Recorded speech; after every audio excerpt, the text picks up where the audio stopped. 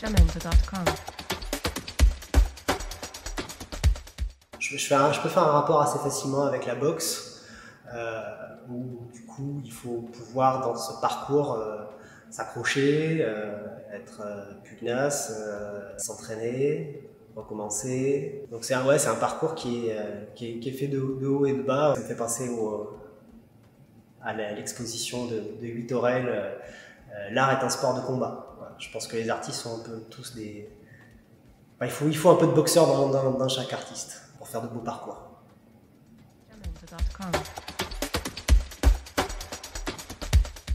Donc l'impermanence de nos horizons, c'est une exposition qui est à lire en plusieurs strates. On part toujours de matériaux qui constituent notre quotidien, on part toujours d'une matérialité forte, du sac poubelle, du bitume, du goudron, des matériaux qui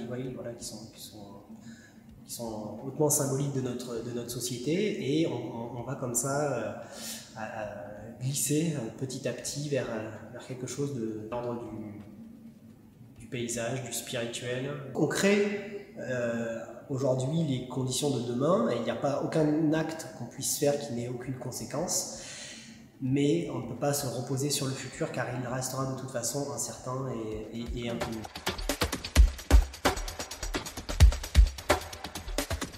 C'est aussi, finalement, c'est une exposition sur le regard, la manière que j'ai de voir le monde, et c'est un partage de ce regard que j'essaie de faire ici, en donnant un point de vue avec un petit pas de côté et une vision parfois ironique. En tout cas, une idée d'un regard qui peut renverser le monde ou les choses. Par exemple, ici, sur la question du paysage, on a affaire à un zébra de bus, qui est une peinture signalétique habituellement au sol, et qui, une fois verticalisée, se retrouve être comme ça deux montagnes jaunes. Encore une fois, un rapport un peu conflictuel entre la notion de nature et de paysage. On peut trouver aussi par rapport à cette idée d'une ligne d'horizon bleue qui est en réalité une assemblée, une manifestation de petits ouvriers, de petites figurines à mon effigie. Voilà, donc c'est toujours partir de l'homme, de l'humain, pour glisser vers le paysage et pour finir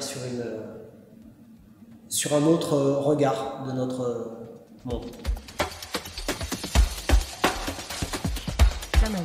L'humour, c'est très important pour moi, c'est une manière d'aborder la vie, en fait, et d'y réagir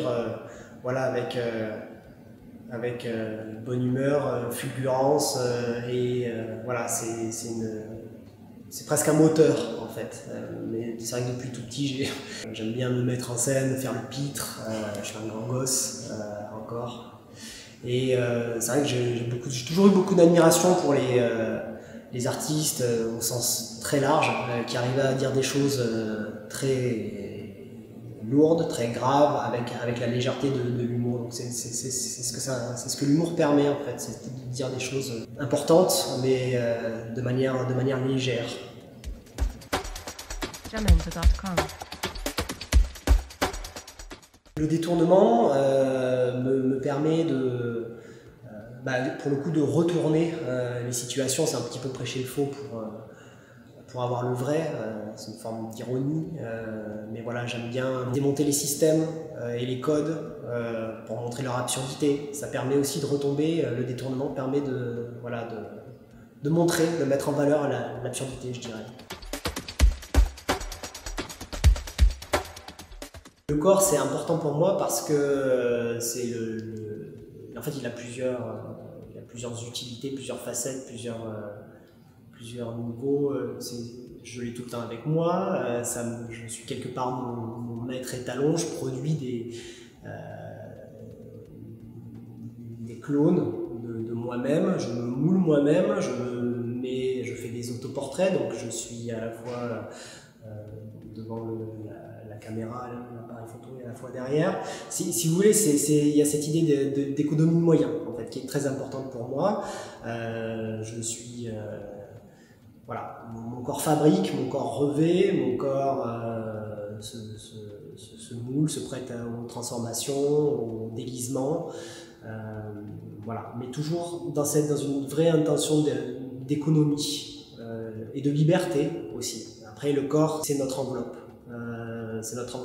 On a tous cette enveloppe-là, on est tous différents, mais le corps et la peau, notamment, est pour moi une métaphore entre la surface et la profondeur, en fait. Et j'essaie de creuser cette notion-là. Finalement, le corps, c'est ce qui sépare l'intérieur de l'extérieur, tout simplement.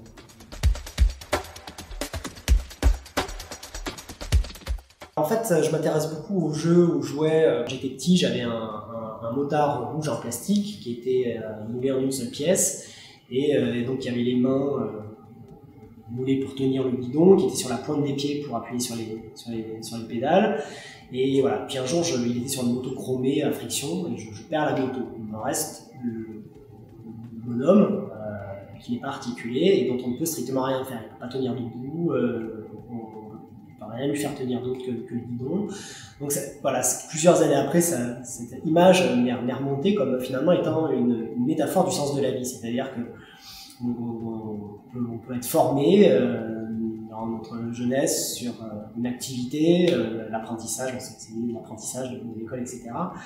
Et puis un jour, on vous enlève cet outil de travail, on vous enlève ce pourquoi vous êtes fait. Et qu'est-ce qui vous reste? Et donc la pièce, ce motard rouge s'appelle le sens de la vie, parce que voilà, privé de sa moto, agrandi à l'échelle humaine, donc moulé sur notre propre corps,